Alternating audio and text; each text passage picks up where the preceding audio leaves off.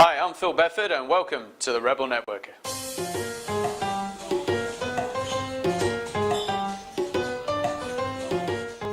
On this week's show, we're going to be talking about reciprocity, which is the way that you can generate more referrals without having to spend money. And in Ask Dr. Phil, we're going to be answering a question on how you can actually start to promote people that you care about and get them more business.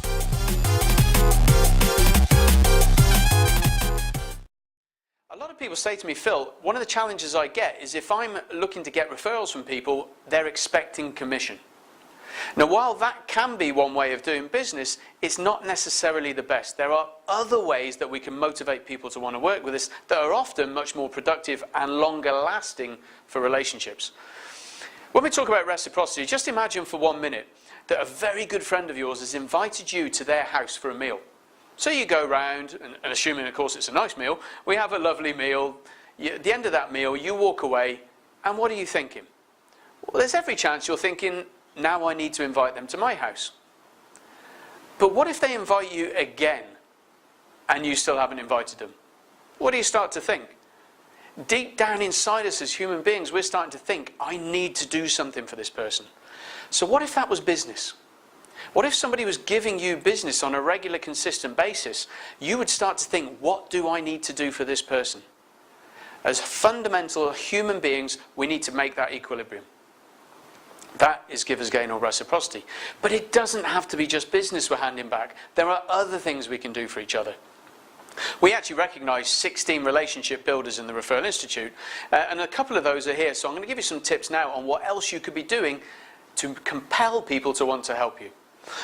Well, number one is to volunteer your time. There might be something they need help with. It could be moving a house, it could be mowing a lawn if they're ill, it could be cooking them a meal if they're ill. Anything that you do where you volunteer your time generates goodwill. Secondly, we could be giving them referrals. We mentioned this previously, and this is often a very good way to build business relationships with the right people. Thirdly, sending articles of interest.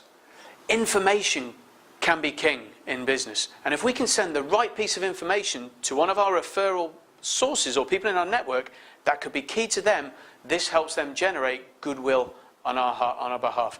It can be done from a newspaper, or these days it can even be done by sharing articles on social media.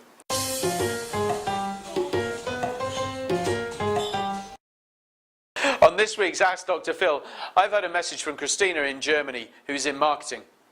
And she says, Phil, what's a very quick way that I can help people that I care about to generate more word of mouth when I'm busy?